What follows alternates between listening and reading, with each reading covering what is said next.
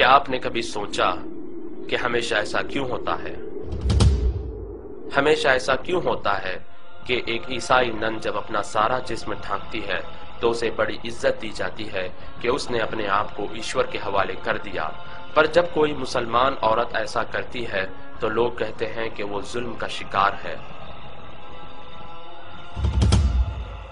हमेशा ऐसा क्यों होता है कि एक यहूदी या सिख दाढ़ी रखता है तो वो अपने धर्म का पालन कर रहा है, पर जब कोई मुसलमान दाढ़ी रखता है तो वो कट्टरपंथी कहलाता है। हमेशा ऐसा क्यों होता है कि जब कोई स्त्री घर पर सारा समय बिताती है, अपने बच्चों का ख्याल रखती है, तो वो बहुत बड़ा बलिदान दे रही है, पर जब कोई मुसलमान स्त्री ऐसा करती है तो लोग कहते हैं कि वो चार दीवारी में कैद है और उसे आजादी मिलनी चाहिए।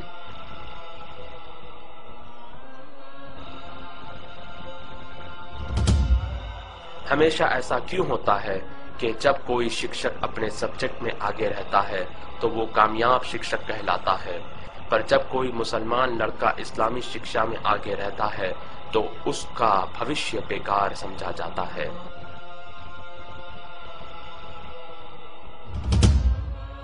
हमेशा ऐसा क्यों होता है कि जब कोई यहूदी या ईसाई किसी का खून करता है तो उसका धर्म नहीं बताया जाता,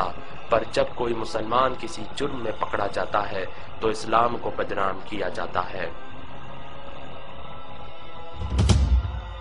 हमेशा ऐसा क्यों होता है कि कोई भी लड़की किसी भी तरह के कपड़े पहनकर कॉलेज जा सकती है, पर जब मुसलमान लड़की हिजाब पहनकर कॉलेज जाती है तो उसे गेट पर ही रोक दिया जाता है।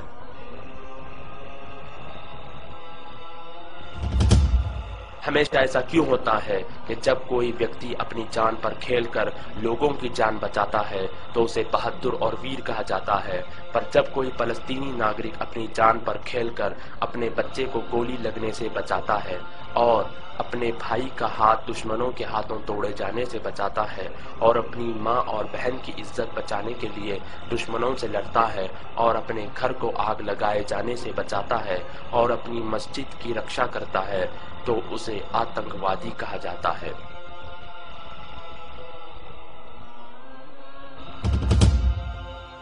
हमेशा ऐसा क्यों होता है कि हम किसी भी प्रकार की समस्या के लिए कोई भी समाधान ले लेते हैं, पर जब उसका उत्तर हमें इस्लाम में मिलता है तो हम इनकार कर देते हैं।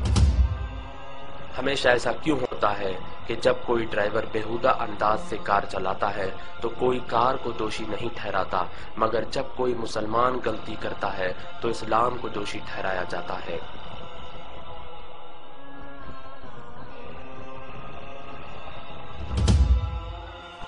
हमेशा ऐसा क्यों होता है कि लोग अखबार और मीडिया में बताई गई हर चीज पर यकीन कर लेते हैं, मगर कुरान में लिखी बातों पर सवाल करते हैं।